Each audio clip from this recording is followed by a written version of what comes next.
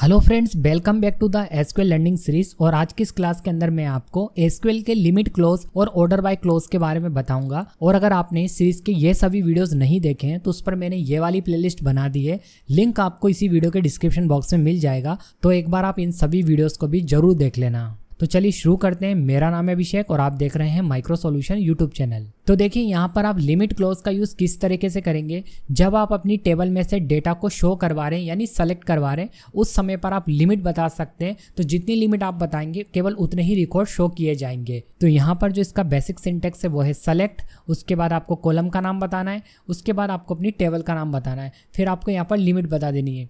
तो लिमिट आप जितनी बताएंगे केवल उतने ही रिकॉर्ड शो किए जाएंगे उस कॉलम के आधार पर। देखिए एग्जांपल को बताने के लिए मैं इस टेबल का यूज करूंगा जिसका कि नाम है स्टूडेंट्स, और इस टेबल को ऑलरेडी मैंने अपने प्रीवियस एग्जांपल में क्रिएट कर रखा है। तो जब आप वीडियोस को देखेंगे तो आपको पता लग जाएगा। तो देखिए सबसे पहले मैं इस क्वेरी को चलाऊंगा जिसमें मैंने बोला है कि स्टूडेंट्स वाली टेबल में से डेटा को सेलेक्ट करना है, बट लिमिट बता दी मैंने 5, तो केवल 5 ही रिकॉर्ड शो किए जाएंगे। इसके बाद देखिए यहाँ पर जो अगली क्वेरी मैंने लिखी हुई है इसके अंदर मैंने टेबल का नाम बताकर वेयर से कंडीशन बना दी कि ओनली मुझे क्लास 10 का ही रिकॉर्ड शो करना है, और उसमें भी मैंने लिमिट बता दी कि केवल 3 ही स्टूडेंट का रिकॉर्ड शो किया जाए। तो यहाँ पर मैंने अपना एसक्यूएल वर्कबेंच ओपन कर लिया है। सबसे पहले हम डेटाबेस को सेलेक्ट करेंगे, तो मैं यहाँ पर लिखूंगा यूज और स्कूल डेटाबेस का नाम, ठीक है, और इसे मैं एग्जीक्यूट कर देता हूँ। अब डेटाबेस सेलेक्ट हो चुका है।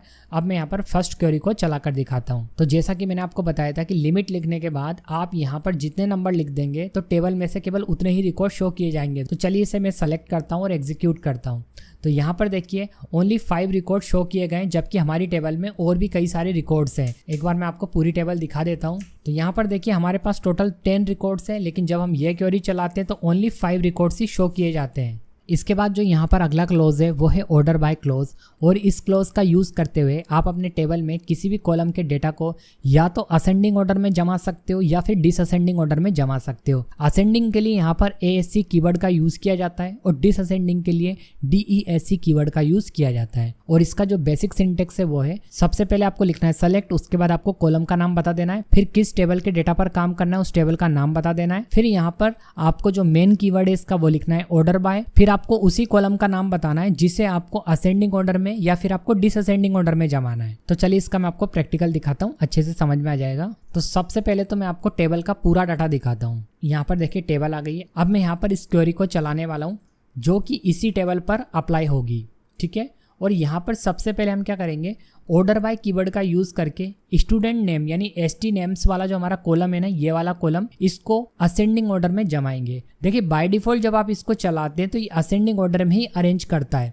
डिसअसेंडिंग के लिए आपको DESC कीवर्ड का यूज करना पड़ता है। तो इसे मैं सेलेक्ट करता हूँ और एग्जीक्यूट करता हूँ। अभी आप देखो A के बाद क्या आ रहा है, S आ रहा है, फिर V आ रहा है। अब मैं जब इसे एग्जीक्यूट करूंगा तो ये असेंडिंग ऑर्डर में अरेंज हो जाएंगे नेम, क्योंकि हमने ST नेम्स वाले कॉलम पर इसको अप्लाई करा है। तो इस क्वेरी से ST नेम्स के अंदर जितने भी नेम थे वो सभी असेंडिंग ऑर्डर में अरेंज हो चुके हैं। अब यहाँ पर जो मैं क्वेरी चला रहा हूँ इसके अंदर मैंने क्लास को डिसअसेंडिंग ऑर्डर में अरेंज करने के लिए बोला है।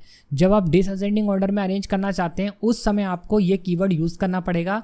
बाय डिफॉल्ट आपको कीवर्ड यूज़ करने की जरूरत नहीं है। जब आप असेंडिंग ऑर्डर में चाहते हैं वो डिफॉल्ट असेंडिंग ऑर्डर में ही अरेंज करता है। तो इसे मैं सेलेक्ट करता हूँ और आपको दिखाता हूँ कि क्लास जो है ना वो डिसअसेंडिंग ऑर्डर में हो जाएगी। तो आप देखिए सबसे पहले 10th क्लास आ चुकी है, फिर 9th आ गई, फिर 8 आ गई। तो इस तरीके से आप डिसअसेंडिंग ऑर्डर में किसी भी डेटा को अपने कॉलम के अंदर अरेंज कर सकते हैं। इसके बाद जो मैं यहाँ पर अगली क्वेरी चलाऊंगा इसके अंदर मैंने एडमिशन डेट को असेंडिंग ऑर्डर में जमाने के लिए बोला है। अब मैं इस क्वेरी को एग्जीक्यूट करूँ उससे पहले आप एडमिशन डेट वाले कॉलम के अंदर यह देख लो कि जो डेटा है ना वो देखिए ईयर 2022 वाला दिखाई दे रहा है सबसे पहले। जब मैं इसे एग्जीक्यूट कर दूंगा तो सबसे पहले हमारे पास आएगा 2021 वाला डेटा।